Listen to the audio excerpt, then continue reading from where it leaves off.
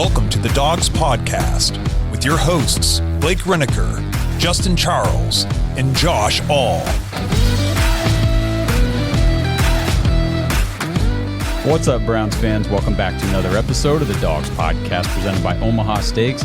Josh All with you today, and I've got Kenny Mack from Canada on the show. How's it going, let's Kenny? go, baby. Let's go. We're coming to you guys here at the end of the week because, one, there's actually a couple just recent news pieces that we haven't covered yet on any of our episodes. We'll just kind of touch on that. Maybe we'll dive into a little bit more of what those mean, and we'll see how things play out over the weekend. We'll talk about that next week. And then after we touch on those news pieces, we are going to look back at the Andrew Berry press conference from earlier in the week, his end of season recap, and kind of pull all the little nuggets that we can out of that press conference about, Nick Chubb, Deshaun Watson, Kevin Stefanski, Myles Garrett, all this stuff that Andrew Berry was asked about, and some of the things he said. It was really interesting. Kenny had listened to it, said, hey, let's talk about that press conference. So I thought that was a good idea. Want to bring that to you guys. So before we dive into it all, if you're watching this on YouTube, please make sure that you like this video, subscribe to the channel. Please share our stuff on all your socials. We really appreciate getting the podcast out in front of as many people as possible. And if you're listening on audio, on Spotify, Apple, Google, Amazon, iHeart, wherever you're listening, we really appreciate all of our audio listeners. You guys rock. Couldn't do this without you guys, and we couldn't do it without people like Kenny. So let's first just mention some of the recent news before we dive into the press conference. So the other day, Deuce Staley confirmed new running backs coach for the Cleveland Browns. Do you have any thoughts on Deuce Staley, the hire? I think we just needed a new. I don't want to give away too much because I know I want to say stuff during the press conference, but It kind of aligns with what Barry was saying about maybe what they were looking for in the future.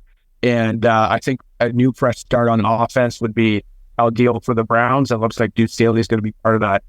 Okay, perfect. Yeah, I mean, he's been the last two places he's been, Detroit and last year Carolina. He wasn't just the running backs coach; he was also the assistant head coach in both of those organizations. So it just feels like the Browns are bringing in more of this experience, guys that have experience in multiple different roles and, different levels of experience doing different things. So I just think it's all good stuff. The Browns right now, this front office, this coaching staff, they do nothing by accident, nothing by mistake, nothing random. It's all calculated. It's all, best guys for the best fit. And obviously that's what they felt about Deuce Staley. So pumped about that hire. Looking forward to seeing what he brings. The other two things, the offensive coordinator, I did an episode earlier in the week talking about Gerard Johnson. He came in, he came out. No, nothing's been hired yet for offensive coordinator. They're still interviewing people.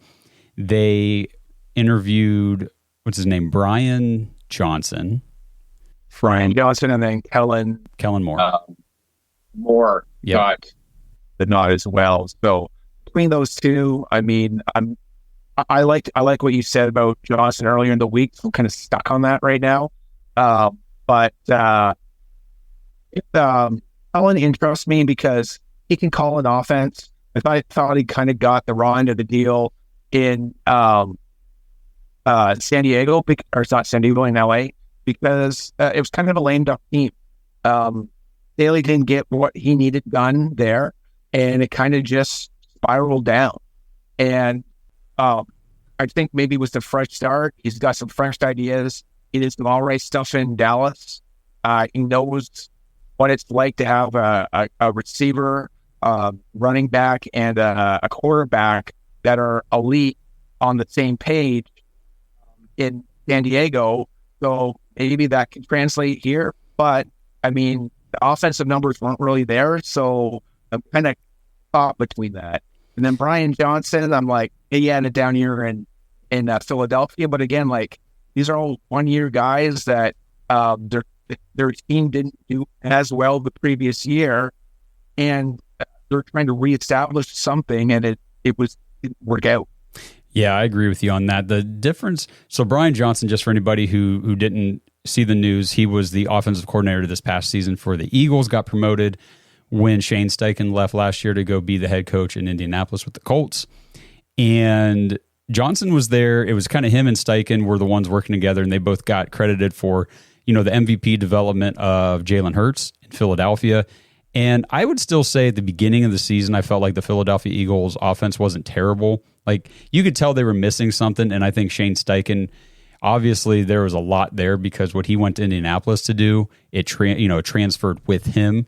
But I don't know. I think Brian Johnson must have some sort of pedigree that people are after because he has also interviewed, I think it was the Falcons and the Panthers and the Titans for their head coaching positions already. Now, I don't think he'll get any of those. Obviously, he's not getting the Tennessee one, but he has been interviewed for a head coaching spot already this year. Yeah, I mean, realistically with the Eagles, I don't want to get too much into them, but I mean, ultimately, what did people expect? Those guys that lose the Super Bowl, how many of them really return to the Super Bowl or return to form? They generally have a down year. Maybe he took the hit for that down year, and the defensive coordinator as well, although that tackling in the last game against the Bucs was awful and horrendous. That's probably why the D coordinator is there. But those guys kind of are taking the blame, and that's where it is with that guy. So maybe it might be a diamond in the rough if we get him. Yeah. You never know. And I just, before we'll kind of wrap up this quick news in here real quick, but I just kind of get the feeling that the Browns are doing due diligence. They're bringing in a bunch of different guys that they probably have different levels of interest in. They're not bringing anybody just for the hell of it, but they're looking at these guys, and honestly, they're in a great position because Kevin Stefanski, at the end of the day, he has been acting primarily as the OC, the lead OC, I would say, with Alex Van Pelt here. He's been the play caller. So at the end of the day, if the Browns don't find anybody that they love, you know what I mean? Then they just kind of figure out, okay, which guy do we feel is the best fit to help us develop our players? He doesn't necessarily have to be the play caller or the lead guy in the offensive system. Kevin can still do that. So there's a nice fallback that, while we would like to see some offensive adjustments, some updates, some modernization, the offense is not terrible. You know what I mean? And Kevin's a hell of a play caller. So I don't know. I just think the Browns are in a great position to, pick and choose and be selective here. And when you're hiring more elite or higher end positions, even in a company, you're always looking to gain something out of that interview and learn something. Right. And they're probably looking for some kind of philosophies, seeing where other teams are going, and that may or may not come out in these interviews. But that's a point of hiring or interviewing more than one person. Yeah. No, absolutely. I agree with that. And here this first week or so, I mean, they've got they had Dickerson, they had Ken Dorsey, they had Johnson, and now Moore, and I'm sure there will be more to come. So stay tuned. We will, we'll keep you guys updated on everything that's going on with the coaching hires for the Browns. What's up, Browns fans in Ohio? If you haven't signed up for Caesars Sportsbook yet, now is the perfect time to do so with the NFL playoffs underway. New customers will get their first bet on Caesars up to $1,000 when signing up with our promo code DOGS1000. That means if your first bet loses, you will get your full wager returned as a bonus bet up to $1,000. Caesars offers daily profit boosts as well as Caesars rewards credits on every wager, which can be redeemed for bonuses, sports tickets, and other VIP experiences. If you're ready to join Caesars Sportsbook, go download the app and register with our promo code DOGS1000 to make sure your first bet is covered. Offer is only available for new customers who are 21 and older and physically present in Ohio. Please gamble responsibly. If you or a loved one has a gambling problem, call 1-800-GAMBLER. Check the episode description for the full terms of the offer to see if you can qualify. So we will go ahead and move into the Andrew Berry press conference. Didn't talk about it earlier this week. There's other things going on, but I really think it's a good idea to dive into what he was saying in this press conference. So I think we'll just go chronologically through his statements and everything, and then if there's anything that I'm missing, just stop me and say it. But he kind of talked in the beginning, I thought was really cool. He didn't take questions right away. He opened by talking about his buddy, general manager Brad Holmes in Detroit, and talking about how cool it is watching the Lions host these playoff games. The last two games were in Detroit. And he just said this, it gets me thinking about what's it going to be like when we host, not if, when we host a playoff game here in Cleveland. And he said the closest thing I can go to in my experience here that it would be like is that Thursday night game against the Jets in the whiteout jerseys when The crowd was electric, the energy, the atmosphere. It was playoff atmosphere because we win that game. We essentially clinched the playoff spot, the number 5 seed, which we did. And I just thought it was cool that he opened up talking about that. Yeah, and that was a huge part. Like, I was there at the game, and it was an amazing experience. We knew that, like you said, we knew that we were going to clinch something, we were winning, but it was the buy-in from the players that he was really getting it. Everybody was bought in, and it kind of goes to the season. What he kind of said before that, when he was talking about Tom Telesco, and it was his first hire, he ultimately said, like, your team had every reason to give up. Yeah. They didn't. They were bought in, and it gets into what later he describes into like a growth mindset where he didn't give in to the failures, and he learned and he carried and he kind of fought through it. And I really liked how he started that off. And also, it starts off with a great memory. It sets the tone for the conference. I thought the conference was a little bit more up and robust than it usually is. And people didn't really want to fire into those hard questions right away. So it gave him a bit of a buffer zone as well. Yeah, definitely. He moved into then, he started talking about, or I think he was asked about Kevin Stefanski. And here, I'll just play this clip real quick and then we can talk about it. Kevin, the way that he was able to lead and manage through challenges and adversity this year was absolutely phenomenal. And we have a smart, adaptable, emotionally intelligent leader who, the crazy part is he's not even close to his ceiling. And this is a guy who hopefully in the next month should, earn his, second Coach of the Year award in his first 4 years as a head coach. And I know that our organization is in really good hands, both now and for the foreseeable future with him. So I thought that was really high praise for Kevin Stefanski. I've seen this on Twitter too. Anybody who out there is screaming the Browns need to fire Kevin Stefanski, there's your GM. And nothing about what he just said indicates that the Browns are doing, or in any mindset, to move on from Kevin. They're going to be extending him soon, I'm pretty sure. Well, the funny thing is that you said is the emotional intelligence, right? You're talking about these people that want to fire him. They clearly have no emotional intelligence, right? Because you need to understand your own emotions and that of others, and you're not understanding what's going on with the Browns right now. So one of the key points to it is self-awareness. If you don't know, and self-regulation. Find out what's going on and then make a comment. That's what I would say. I would 100% agree with you, though. The positivity and the praise, it tells me that there will be an extension. Who knows when it's going to be? I mean, ultimately, if they didn't like what he was doing, he's got a year left on his deal, correct? I think so. Yep. Yeah. So I mean, he's got a big hand in these hires, and he's developing for the future. And they're talking about their goal and what's aligning for the future. And that's what getting back into the Lions thing. The Lions have a methodical way that they went about things. Andrew Berry understands his friends, and they're going to be rolling in that same way. And it looks like Kevin Stefanski and his emotional intelligence and his growth mindset is going to be part of that. Yeah, for sure. I mean, just to kind of jump ahead while we're talking about Kevin, I'll just mention later on at one point, he talked about Kevin's continued growth, or he was asked about that. And he called Kevin Stefanski, quote, the best of us. He said Kevin's authenticity is what helps him be a great leader for the team, somebody people like to follow. I mean, he talked about one of his favorite coaches in the NFL, and the progression of that coach is Andy Reid. He said, I love looking at what Andy Reid did in Philadelphia years and years ago to what he's doing now in Kansas City, and the way he's grown and developed and matured and adapted to the NFL game and just perfected his head coaching abilities. And he said, that's Kevin. And I thought that was huge praise. Yeah, and that has to go to with, like, Andy Reid was a West Coast guy, and now he has the West Coast because he still sets up the run with the pass, right? He runs a lot less, but he goes, okay, well, this RPO game is working, so he works elements of that. And then if you watch NFL quarterback, what did he do? He did the old Freddie Kitchens thing before he stopped doing it when he was actually hired as a head coach. He listened to his players. They make plays. I didn't like seeing the ring around the rosy play, but all the players were hyped. They got into the play. They did probably whatever they needed to do to get that play to happen.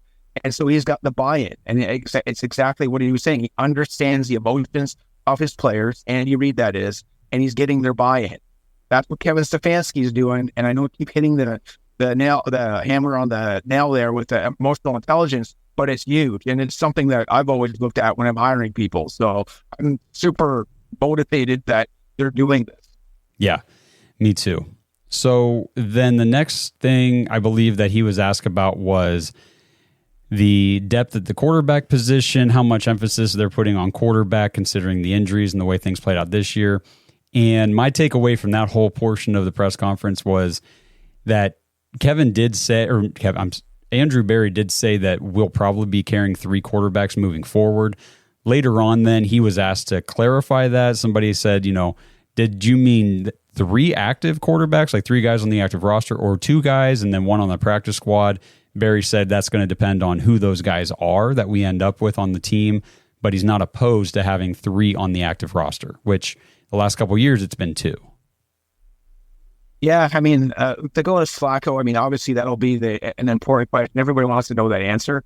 Ultimately, based on the way he played and his popularity, he probably played himself into a contract that's not going to be reasonable for the Browns. I would be very weary of someone that coming in at 38 and they just turned 39 and had the number of interceptions and put at least 10 points on the board for the other team, right? Now, he was thrown into action, given a full season, off season. Maybe that'll be remedied, but that's kind of the reason why some coaches aren't here anymore either. But I don't think, if you're in the mindset that you think Joe Flacco could last 17 games, I don't think that's going to be realistic either. So it would have to be at a running or at the backup position, and he may have earned himself or talked somebody into that starting position, or maybe he talked himself into that, right? Mm-hmm. And then there's a narrative where he sides with a team, and one of those teams, maybe in the mid drafting range of 10 to 20, has a guy that's a bit of a project, and he starts for 10 games. That's the most realistic scenario that I see for him. Do I want to see him do it as amazing as he did last year? Yes, but I feel like if Deshaun Watson had those same stats, we'd be crying about it right now. We definitely would be. Those turnovers were extremely high, and we talked about that every week, as the season was progressing. So they started talking about Joe Flacco. Andrew Berry said definitely not opposed to having him back, but it's just got to make sense for both sides, pretty much alluding to everything you just said. And then I thought it was funny, Tony Grossi, who I think Tony can be a kind of a tool sometimes, and he asked Barry how much consideration the team would give to having Joe Flacco back, considering that he played at a high level. He took the team on a playoff run versus Deshaun. And just the way he was versus Deshaun, as if Deshaun's some POS crap, lower tier quarterback. And he said how much consideration they'd have toward division or polarity in the locker room. And it's pretty short. I'll just play what Barry said. Zero consideration. Zero considerations because of how both individuals are. It's not a concern internally at all. So basically he's just saying, look, Joe and Deshaun are professionals. They both know their roles. If they're both on this team, they understand how this goes. No concern. Yeah, no, absolutely. There would be no concern. I mean, the scenario that every Browns fan would love is obviously they come to some kind of agreement. But like I said earlier, Joe Flacco priced himself out. The Browns are probably willing. Yeah, well, and we'll see how the offseason goes. If another team's not really willing to sign him on to be a starter, I mean, I don't think he'll go anywhere else to be a backup. I think if he's relegated to a backup only options, then he'll be more interested in coming back to Cleveland, obviously. But if there is a starting position available, which we're just going to have to see how things shake out over the next few months. One thing that came up next, and it was a theme that progressed on and on and on throughout the conference. Andrew Berry was not answering any coaching questions. He was not answering questions about guys being fired, guys being interviewed, what they're looking for in new hires. He passed all those off. He said, we'll talk about coaches when all the positions are filled. But the one thing he did say is that play calling duties will be 100% Kevin's decision. He said that he thinks the team thinks that Kevin does a good job with play calling. So that's up to Kevin if he wants to give those up or share them or keep them. Yeah, so my understanding with Kevin is that while he calls the plays into the headset, it's a collaborative effort between AVP and Callahan. AVP is gone, and I don't know if the other position coaches had any say. All we know is that O'Shea's still there, and he has called plays previous. Maybe because he was an OC. Well. Yeah. Right? So if it's a collaboration that he's looking for, great. Ultimately, I would like to see it just hand it over for Biago. So just if he can do that, I think a lot of fans would be happy. But they definitely do need an upgrade at that offense. You said previously on another show, what were you and Blake were with somebody, I can't remember who it was. The offense was kind of stale and you could figure it out. And you can see that with the Texans. And it's back to the OBR report. Yep. And, Jake Burns. Yeah. Yeah. And so basically, you can see that they need an upgrade. And I think with the fires of Reese and Staley, that's kind of where it's coming on. That's why I don't want to get into it too much. So I kind of hit into it now. Like they've called plays, or been in the room replacement called. I mean, if you look at Reese, he's the quarterback coach. Is that correct? What they hired him? He's the tight end coach. Yeah, tight end coach, right? He was an offensive coordinator for Alabama last year. I'd say they did pretty okay. And he was the OC for Notre Dame for 3 years. Yeah. So he said, or Bo Bishop put it on Cleveland Browns Daily. It was Laurinaitis said he was one of the best play callers in the game. I was referring to the NCAA. Okay. And if you're the best play caller there, you might be able to translate something to the Cleveland Browns as well. Yeah, definitely. I mean, I feel like that's exactly what they're doing is they're getting a lot of guys with experience with different styles of offense, with different concepts. They're going to bring them in, guys that have called plays before. I think the people that they're going to put in the room, the collaborative effort for the offense next season is going to be really cool. At least that's what they're gearing toward. Yeah, I think you're going to see a lot more of a modern offense, and hopefully it'll take advantage of what John does really well, because it was clear when you're watching the Browns with Joe Flacco that Stefanski wants someone who can stand in the pocket, pass the ball, and that's what Deshaun maybe wants to aspire to do to extend his career, but he's not right there now, and we want him to take advantage of this God-given athletic ability as well. I don't know, man. Stump Mitchell sure seemed to think that Deshaun Watson can do exactly or more what Joe Flacco is doing. Which did you see we won't talk about it, but did you see the Stump interview? No. Okay. No, I didn't see it, and maybe they're kind of like pigeonhole him into a position that maybe he can do better. But I felt like the offense did flow a little bit more, even though there's way more points on the board on turnovers when Flacco was in there. But maybe he's throwing the windows and Washington's throwing his spaces, like who knows, right? Or throwing to open guys versus windows like Flacco was. Yeah. I'm not real sure. I just know that Stump said that Kevin was essentially trying to alter his play calling style to fit to be different for Deshaun, and then he's like, then you saw what he did with Joe, and he was much more comfortable calling plays with Joe, and he said that's what Deshaun can do. He said Deshaun's a passer first and foremost, and he can do those things. And he said if Kevin just calls the same style offense for Deshaun that he called for Joe, he'd be fine. And I thought, well, that's interesting coming from a guy who was in the building, who's been on the coaching staff at practice, at training. He's been there the entire time. So that insight was interesting. This episode is brought to you by Omaha Steaks. Browns fans, February is almost here, and that means it's time to start thinking about that upcoming holiday and making plans to share a meal with someone special. That's right, it's almost Super Bowl Sunday, and for those of us also celebrating Valentine's Day, Omaha Steaks has you covered for it all. For a limited time, listeners of this show can go to omahasteaks.com/dogs, DAWGS, and receive 4 free air-chilled boneless chicken breasts and 4 free rich, juicy boneless pork chops with your order. So now is the perfect time to plan ahead for the big holidays coming in February. Load up for the Super Bowl and for Valentine's Day with Omaha's selection of steaks, including the butcher's cut filet mignons, bacon wrapped filet mignons, the top sirloin steaks. Those are my favorite, but these steaks are all awesome. Throw in some Omaha steak burgers, jumbo franks, seafood, ready-to-eat meals, desserts. Oh my goodness, you have to get the caramel apple tartlets for Valentine's Day. Whatever you do, get those. Just make sure you head to omahasteaks.com/dogs. Get those 8 additional free items added to your order, the 4 boneless chicken breasts and the 4 pork chops. Trust me, this stuff is totally worth it. You will wow everybody at your Super Bowl parties, and you will wow your special somebody on Valentine's Day. Mark my words. Get to omahasteaks.com/dogs right now. Score those 8 free additional items with your order. There's nothing better than buying great food and getting free great food along with it. omahasteaks.com/dogs. Minimum purchase may apply. This episode is sponsored by Factor. Browns fans, get started on your New Year's resolutions with Factor, America's ready-to-eat meal delivery service that takes all the stress out of meal planning and sets you up for success here in the new year.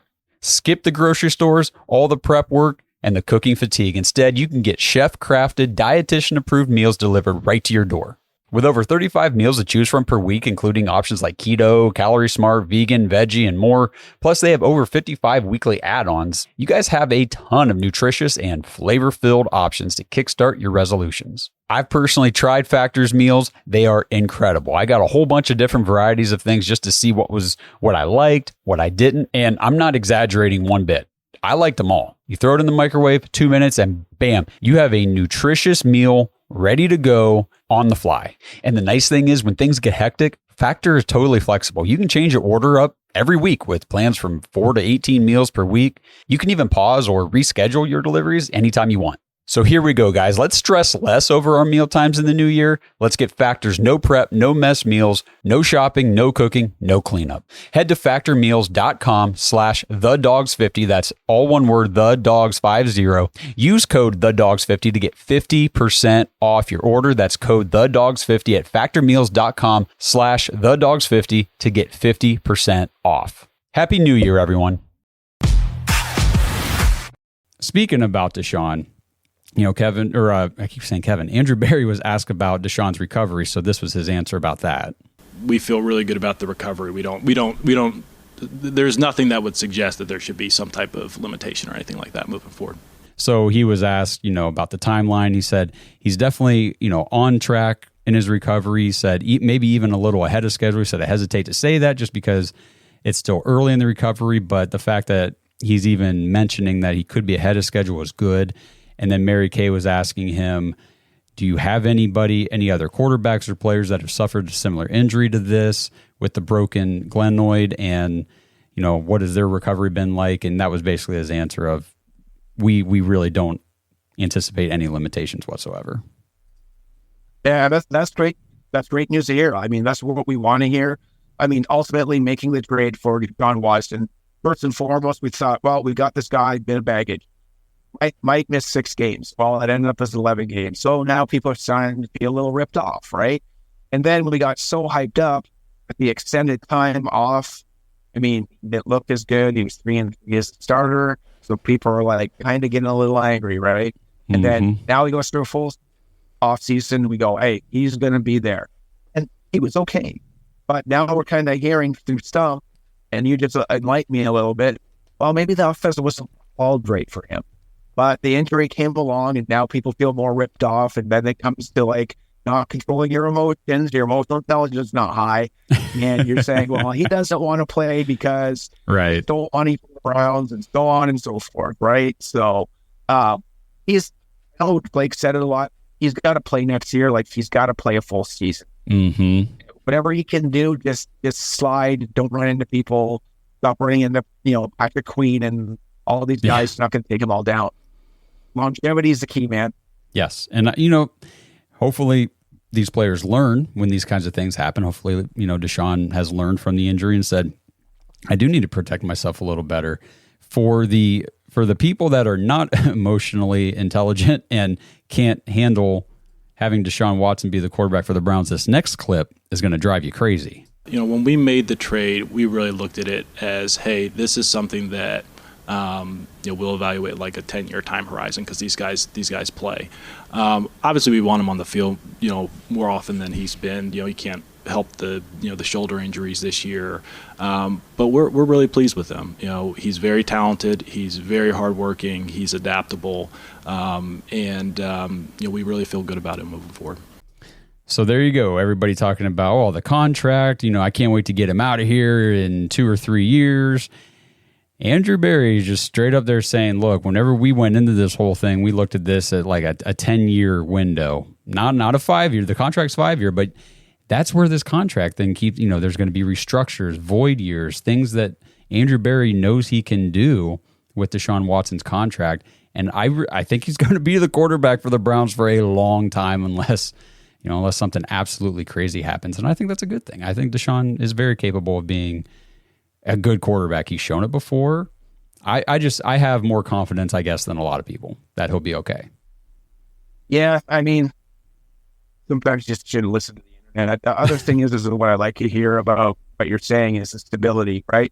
Already now that we've had stability with the coaches, right? Yeah. Unfortunately, like they said at the press conference and how they kicked it off, there's going to be some hard decisions made. And ultimately, I think if you take a look, I don't have the stats in front of me, but the offense has slightly gone down every single year. And while maybe the rankings were about the same as last year or maybe a little bit higher, you can't have 39 turnovers. Somebody is going to be, job's going to be on the line for that, right? And it's just all the penalties, the turnovers. Like they should be thinking, man, we're lucky to be where we are. And that stability needs to come with a quarterback. And unfortunately, based on the situation that we're talking about between the suspension that was overdrawn and the injury, you don't got that stability yet. In the next 3 years, let's get there. Yeah, let's get there. You're just giving me good segues here, Kenny. You were doing awesome work. Talking about stability, there's been nothing more stable to the Browns over the past 4 or 5 years than Nick Chubb. And the discussion moved into Nick Chubb and his recovery and his future. And here's just a quick clip from that. You would have never guessed that Nick was out for the season with how he operated within the building. I mean, it was like he was doing 2-a-day practices for rehab. I can say for myself, no one in the organization, I understand our family. Nobody wants to see, that carry in Pittsburgh, be the last time he carries the ball for the Cleveland Browns. And, obviously there are things that we'll have to work through, but, that would not be our intention as well. We obviously will work to keep him on the team.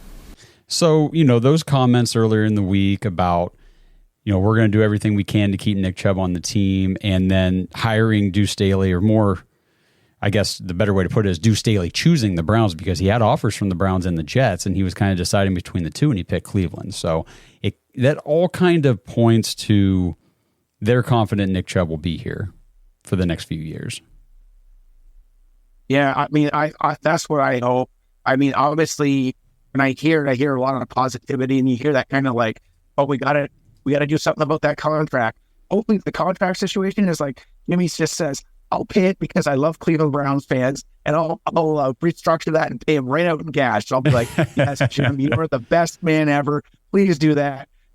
We want to see Nick thrive, and like he said, we do not want to see that last carry in Pittsburgh going down the way he did. No, if anybody can get out of it, man, it seems like Nick Chubb can, and please be that happen.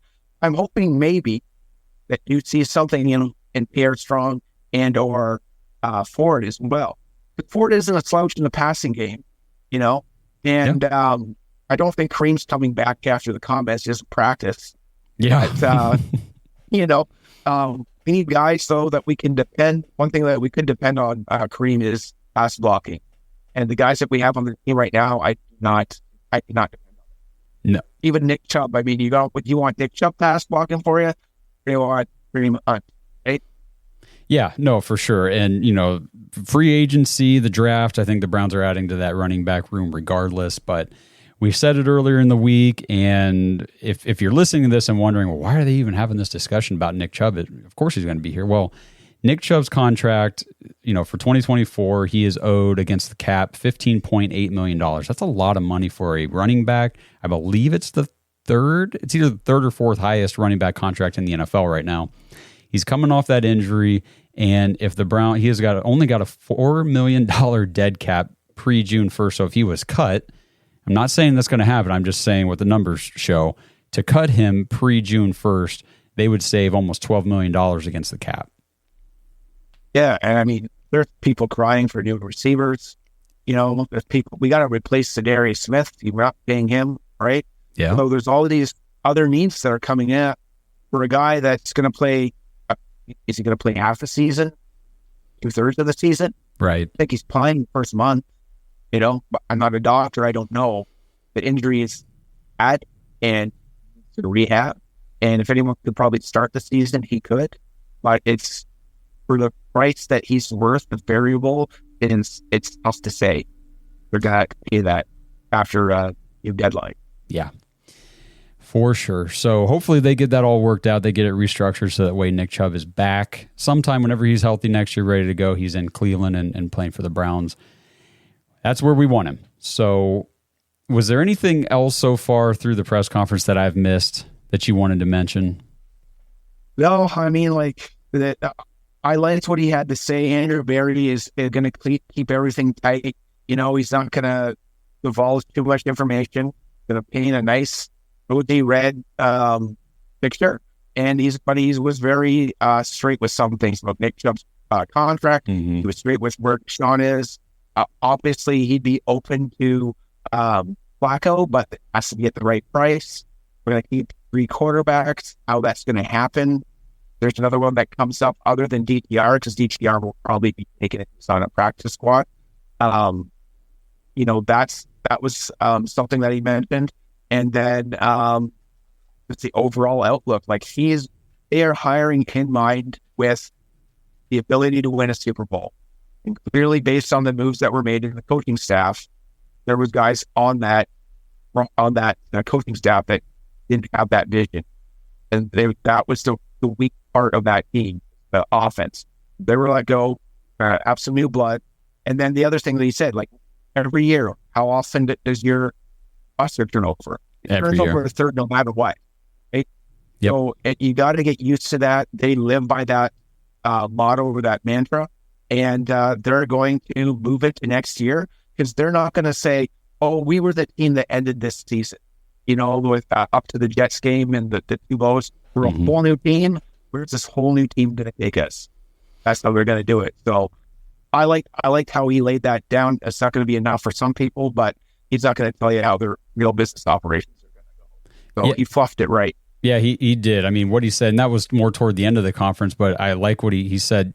Basically, you never just run it back in the NFL. He said every year's its own year. That's just the nature of the business, the sport. Each season, it's a different group of guys altogether than the one before, every year. So, and we'll get into kind of at the end what he was talking about with Joel Bitonio and Wyatt Teller in that wild card game. But I want to talk about Myles Garrett real quick, because Daryl Reuter, who I'm not a big fan of his either. I think he's kind of, I don't know, some of the stuff he says and asks kind of bothers me, but me and Blake actually ate lunch with him at the Hall of Fame induction ceremony. We were up there back in the press room. Yeah. But so he was asking about the drop off in Myles Garrett's production over that last quarter of the season after the injury and all that stuff. And I'll play Andrew Berry's answer here, but it's pretty good. He pretty much said what we've been saying on this show for a while now, ever since the injury, is sack numbers just aren't the end all be all. But here's the clip. I think regardless of how much he played through, he played at a really high level for us down the stretch. So, he does a really good job of managing his body. He's very, very proactive. He does a lot that is not visible in the building. He's a lot outside the building to make sure that he can perform at a peak level. And he's always done that. That's not just even a recent occurrence, but probably the larger point for me is I know the focus is on sack numbers, but the reality of it is that really doesn't tell the whole story, or even enough of the story, to be honest, Daryl. He's the defensive player of the year. So that's what I like there at the end. He had to throw that in. He's like, hey, he's the defensive player of the year. So in my book, and yeah, Yeah, no, if anybody subs him out or you put him on any other team, there will be a tremendous increase in that defense if he was on another team, and there'd be a tremendous decrease if he was not on ours. Yeah, for sure, man. And, yes, the lack of counting stats and everything and, no quarterback hits and sacks and stuff like that in the games. Yeah, it was frustrating because you expect more out of Myles. That injury clearly affected him because for the first however many, 10 games of the season, he dominated. I mean, he was a monster. Injury happened, complete 180 in terms of the production on the stat sheet. And so obviously the injury had a big effect there. It sucks, but it is what it is. Myles Garrett still fought through it, still played. At the time that the injury happened, in Denver, we all thought, oh, he's probably done for the season. The way all of our other players are going on IR every week, boom, boom, boom, just dropping like flies. We thought, well, yep, he's next. But no, he fought through it and he finished out the season. So kudos to Myles, and I really do hope he wins that Defensive Player of the Year award. Yeah, I mean, that would be awesome for the Cleveland Browns. It would be like the first major award that we had since Brian Sipe won MVP in 1980. Yeah, yep, for sure. That's the last time. Like, I know we've got some Rookie of the Year and Coach of the Year, but like I'm talking like major award. Mm-hmm. MVP, Defensive Player of the Year. Those are like the top two. Let's get one. Let's get one for the Browns. Come on. Yeah, well, we might have two. We might have Defensive Player of the Year and Coach of the Year. So I think they said February 8th or something, I think was when they announced those. So we got a few weeks yet. Hey, Browns fans, this is your daily mental health check. If you're struggling with anything, it does not matter. It doesn't matter how big it might seem or how small you might think it is. If it's bothering you, if something's on your mind, if something is stopping you from living the fullest life you can live right now, you need to do something about it. And talk therapy can be a great avenue to get yourself back on track. I'm talking about today's sponsor, BetterHelp. Trust me, guys, I've been there. I know how uncomfortable it can be to go to somebody's office, sit in a chair, and talk about feelings. It's not easy to do. And what BetterHelp is great for is giving you the options to communicate with a specialist, a therapist, a trained person in a way that is comfortable for you. You can text message, you can give them a phone call, voice chat, face chat, like a FaceTime with your therapist. The options are just so much better, especially with how busy everybody is and you're moving, you're on the go. You don't always have time to schedule these appointments and get to somebody's office. BetterHelp gives you so many more options to experience all the benefits of talk therapy. If you've even been thinking a little bit about trying it, it is worth a try. And again, like I've been saying, if it's not for you, just try it for like the first month and then you just cancel. It's okay. It's not for everybody, but like I've told you, if it is for you, it can change your life. BetterHelp, HELP.com/dogs, DAWGS, gets you 10% off your first month. You deserve to live the best life you can possibly live. And talk therapy could be that thing that helps you get past whatever it is you're dealing with right now. Head to betterhelp.com/dogs to get 10% off that first month.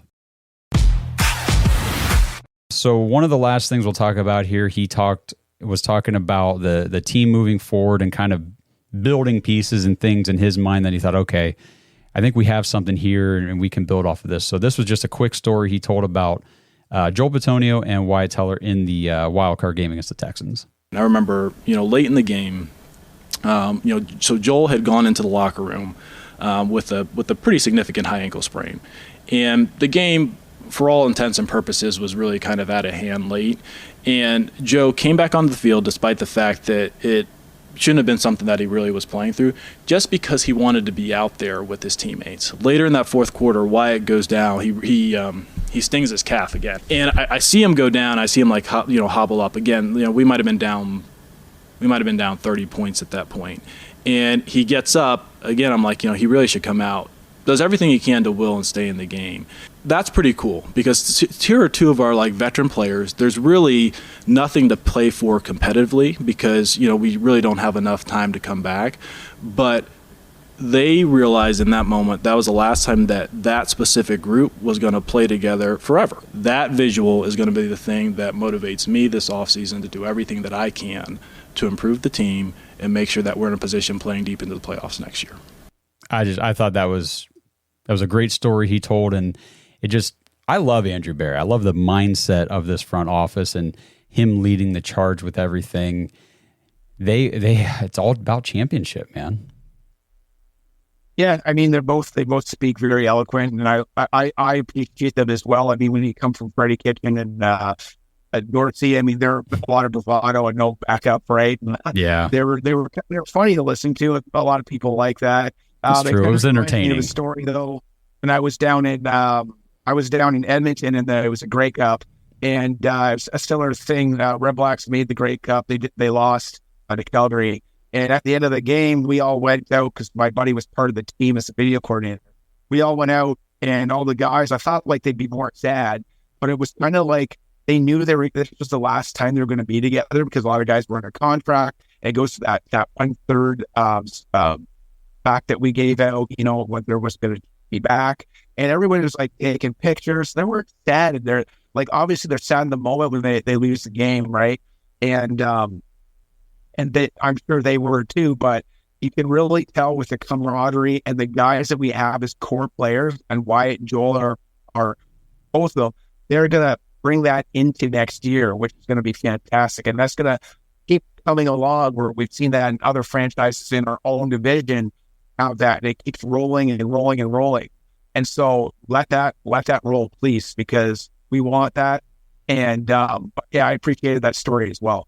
Yeah, the Cleveland Browns are so different now than what they've been in the past, because that story, just like you said, it's the last time this specific group of guys are ever going to be together, and they know that, and it's painful. Like it sucks because they loved their teammates, they loved this season so much, and that's what we've been missing in Cleveland. We've been missing having that sort of culture where it is a team, it's a brotherhood. You want to be here. You want to play with the guys that are on this team. You want to play for these coaches, this front office, this organization. And what they're doing right now in Cleveland is fantastic. Has me so excited for this offseason and the 2024 season when it gets here. Yeah, you can see it with Stefanski, and the one problem child that we had was David Njoku, right? Yeah. He was down. He didn't like the coaches. He wanted to be traded, and he loves Stefanski, and Stefanski loves him. Yep. And it goes back to the growth mindset and the emotional intelligence. He understands his own emotions, keeps them in check, and he understands his players' emotions and keeps them in check. And I think in a game like football, where you got to get emotionally charged up before your week-long of practice game, you got to know how to manage emotions. I'm not saying that doesn't happen in any sport, but I think the degree of emotions are higher in this one. And it's a great to hear the Browns really getting into that emotional intelligence and the growth mindset. Absolutely, 100% agree. And just kind of my one last takeaway from the conference for me, Andrew Berry had a quote that I don't know if this is just his quote, he came up with this, or he pulled it from somewhere else, but I thought it was awesome. He said, because first of all, he was asked about his own growth development. How does he feel like he's grown, since he came in 2020 to now over 4 off seasons? And he said, experience is a hard teacher. You get the tests first and the lessons after. I was like, wow, that's I just thought that was pretty interesting. Like, you kind of have to go through the fire. I've never heard that one before, but that's a good one. I do like how he was talking about where is it? He basically keeps a diary. And I thought that spoke a lot about his own personal culture, and it gets back to what you're saying. It's like, well, he's learning, but he's writing it down, so he's not going to forget, And I don't know if other guys do that, but he definitely is making the right concessions to be successful based on what we're hearing. Yeah, it seems like there's nobody in that organization, and this is key for any organization, for any company. This is key for church, family, anything in life. If anybody in that organization or family or whatever thinks that they're as good as they can ever be, and they've arrived and they can't get any better, that's when you start to have problems. And from the top down, these guys all know that I might be doing a good job, but I can do better. There's things I've done wrong. There's things I'm still not doing right. I need to learn. I need to progress. It starts with AB. It goes to Kevin. And I think that's why these players love playing for Kevin and AB and these guys so much, because whenever you're a player or you're a worker and you look at your manager at your job and you're like, well, my manager messes up all the time and they know that, but they're constantly fixing their mistakes and getting better, and they don't think they're better than anybody else. They don't think they're perfect. It's just that human aspect that it's a lot easier to follow. You own up to it. And a lot of times I think part of the culture is that you get paid. I mean, they're basically saying in the press conference, AB is like, he's got contract management space and it's their strategic advantage. And he's basically saying we do it better than anyone else.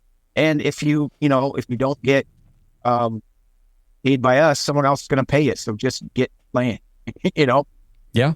Yeah. I mean, and he definitely talked about, I learned better from my mistakes. He said, bad signings, bad draft picks, bad trades. And, I'm sure he's thinking Austin Hooper, that didn't work out. He's probably thinking Anthony Schwartz. He's thinking, he's just thinking some of the moves that he's made since he's been here that just haven't panned out. And that's okay, because there's people on Twitter that think that there are apparently perfect GMs out there. There are not. I'll just tell you that right now. Everybody makes mistakes. And the best thing you can do is learn from it. And that's what he does. And man, is he good at his job.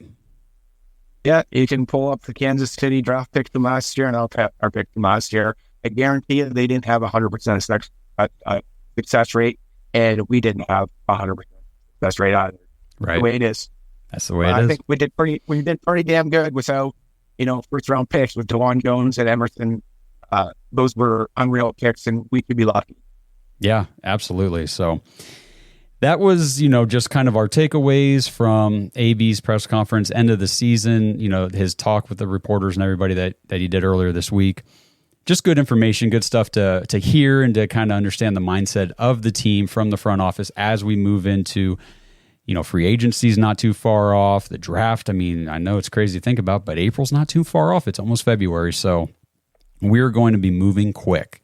So, Kenny, is there anything else that you wanted to talk about with it, or did we cover all of it? No, I think we covered everything, man. I'm happy with where they are. I'm happy where with Nick Chubb is. I'm happy where Deshaun Watson is. We just want to see more of them, and we want to see Nick get to where he is, and everything else will fall in line with the free agency and the draft. So let's see what's going on and listen to the Dogs podcast, man. They'll keep you apprised. That's right. We're going to have more stuff from Kenny throughout the offseason. Derek was on earlier this week. I'm doing more stuff. So there's just a lot of content coming out. Make sure you guys are subscribed to the channel. Tap the notification bell. You don't want to miss any of the new stuff. It's going to be a lot of fun. I'm actually putting together my own series of videos that's going to be called State of the Browns. I'm just going to go through each position group and talk about guys, from this 2023 that are going to be on the team in 2024, guys that won't be, contract situations, stats, what they did, all that kind of stuff. So stay tuned for all of that as well. Kenny, really appreciate you jumping in here, talking about the press conference, and I'm just excited, man. This is a great time to be a Browns fan. It really is. Oh, yeah. I always have a blast. I'm glad that we both got in on this, and I love being on, man. Love you, Dog Pack, guys. Woo, woo. That's right. Love you, Dog Pack, and we will be back next week with more episodes, so stay tuned. Until then, go Browns. Thanks for listening to another episode of the Dogs Podcast. Make sure you subscribe on YouTube and follow us on Twitter at The Dogs Podcast. Get your thoughts on the show at thedogspodcast.com.